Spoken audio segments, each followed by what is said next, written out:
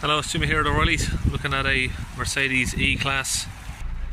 Okay, so I'm in the car, it's done 144,000. Engine management lights on down there. Using the launch Euro Tab 3, I'm setting up a scan here.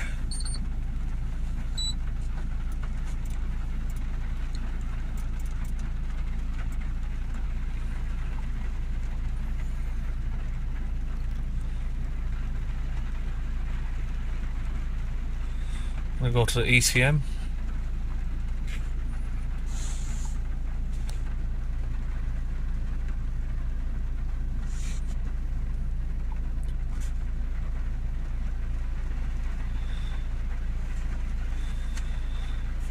Pressure sensor has a short circuit.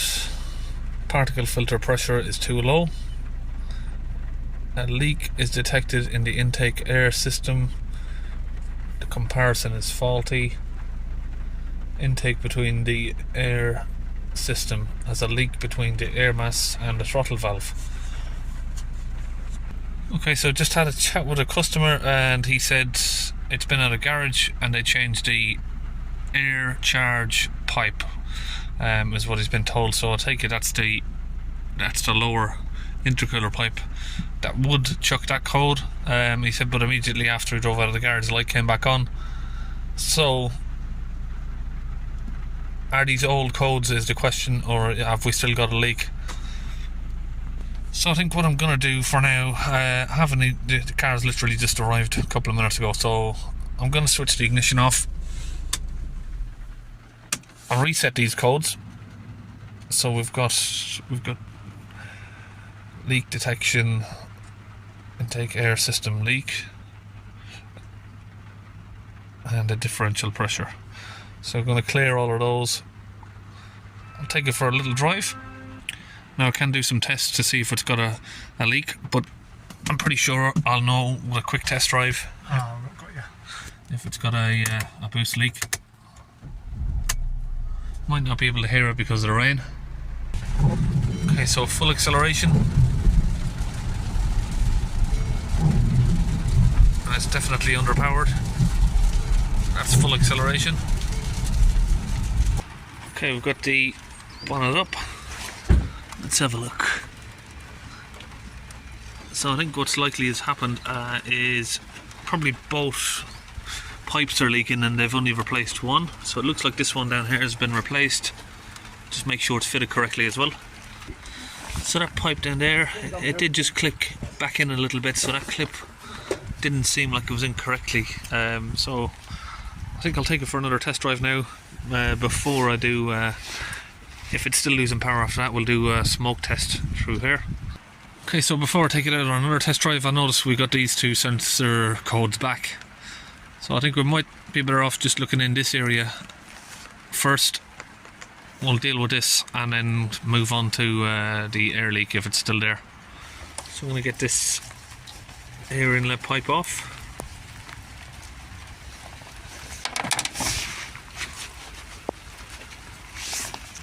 Now on top of the ECU, we've got 4 of these E10 screws. So that's all 4 of those out. Now we can lift up the ECU, pull out these wires. So it looks like somebody's already had that out. Push that one forward, lift the whole unit up and tuck it back over there.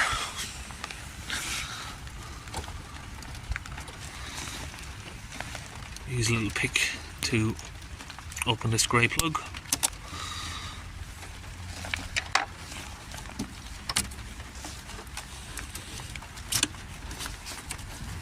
We can lift it up and pull it out. So now I'm going to remove these bolts to get this bracket off. It's got a few bolts here. Okay, so I've got the old sensor out, just taken out of the tubes there and unplugged it. The plug all looks fine. Did have a little look on live data, we've got voltage there. So we're going to change over this sensor and then see if that code will clear. Okay, we've got a new sensor here from Mercedes. I'm going to get this fitted in. So we've got the DPF idling sort of around 104, 105. That's what the manometer connected up. So I've got the manometer connected onto the hose here before I've finished putting on the sensor, connecting that up. So I've got the DPF cleaning fluid from Launch UK. We've got that ready into the gun here. So we've removed the manometer and I've got the gun hooked up to the DPF. Same hole, same pressure sensor hole there. Just going to squeeze in this fluid.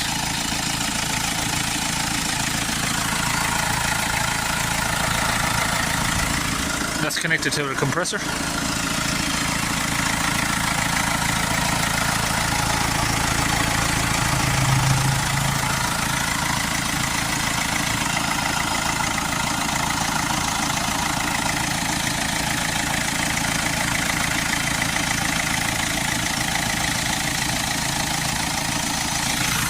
Okay, we've run out of fluid now. We can see the line is cleared out.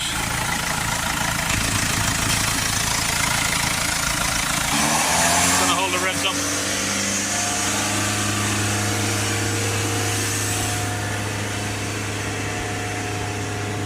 So that's just vapor from the hot steam with the fluid. It's not actual emission smoke.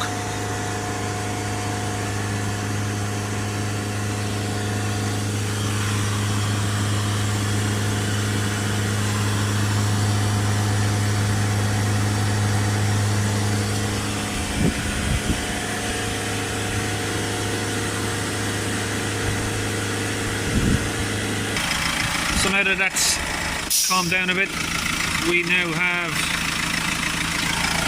sorry, trying to get an angle on it there, 5 or 6 millibars down on the pressure now to the DPF. So we'll disconnect that again. Okay, so I've now connected everything back up. We've closed down the bonnet. I'm going to get back in the car now and the rest of it's going to be done through the diagnostic system. Okay, back in the car, just going to do a clear of the fault codes. We'll just go back in and make sure that they've all cleared. Sorry, I don't know how to get the phone to stop doing that. It just keeps going to autofocus. Okay, so we cleared the codes. New sensors in. Let's put our foot down. You can see there's a massive difference in the speed of the car. Sorry, I noticed the screen again there went a bit dark, but if you look at the RPM difference in that, massive difference. The customer surprisingly said he didn't notice any difference in a drop of power when the engine light come on, but he said he never usually drives it above sort of 2000 RPM. So if you've got a diesel engine, my own van there, I redline it all the time. It's actually not a bad thing to do on a diesel. So the problem is if you've got a diesel, I think maybe even petrol cars are the same, but if you're driving it, you know, like your revs are sort of going like this all day, you don't ever sort of open the car up. I don't think it's ideal. I think every now and then, you know, you need to open the revs up fully, get the turbo vents, open them fully, and just get everything up to temperature. I think if you don't sort of give your car a little bit of welly here and there, you know, you're going to have some sort of soot issues building up either on the turbo or other areas. So, sorry about the wipers. Turns out the air leak looks to be pretty fine. Obviously it's had a new boost pipe down there. I'm not sure what the full story was there, why the garage couldn't then look into it further, but I just got a little bit of a brief story from the customer saying that he went into a garage and the engine light was on. They put a new pipe on it, light came back on, and as far as I know from that, he just ended up here with me. So what we're going to do now is, let me just read the data stream. Usually when you get a sensor go out on these, it might have just corrected itself now, but we'll get sort of these levels of the particle filter, the soot content would go up to sort of 400%. So that seems to have come down itself there. 72%. let's take it for a little drive and see if that's decreasing. If it's not, we're just going to readapt the DPF. We're going to readapt it anyway. It's something I always do. Reset it back to 0 so the DPF can now relearn itself. Reset the pressure sensor, reset the DPF. Okay, so yeah, I can see there by just moving it 100 yards up the road that the values are sort of adjusting there themselves. You can see that. I'm only just moving sort of a few feet. Anyway, regardless of that, just to make sure he's not going to have any issues, I'm going to come out of the data stream, go to special functions, teach-in process. We're going to do the drift values, so that'll reset all of this stuff. DPF pressure sensor, because it's had a new one, and if it's ever had an air leak in the charge system, which it has, and I don't know if the last mechanic has done anything with that. I'm going to press F3.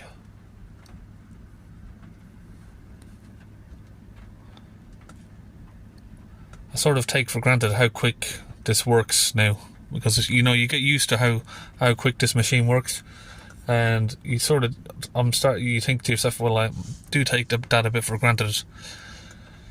With my old unit that I used to have, I think it was the MK, or the, what was it, the 906 Autel. It used to take forever on a Mercedes, but with this it's nice and quick. Teach in the particle filter, this one. Test procedures, the combustion engine is running. Okay.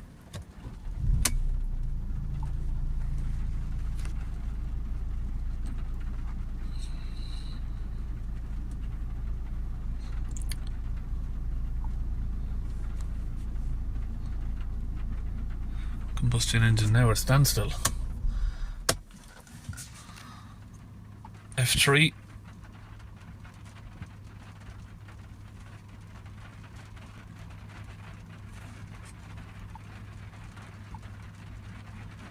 So that's now done. Check if we've got any fault codes. No, we haven't. Okay, so that was nice and quick. We've got all that done relatively within a couple of hours there. Already had a sensor on board because I know what these cars are like. Well, anytime you got a block DPF on these, whether or not you think you need it, just change the sensor. That's what I always do. It just stops you from having any sort of further issues down the line. So we're just about done on this. It's all looking good. Okay, so that's it. Mercedes E220 all done, and I'll see you on our next video.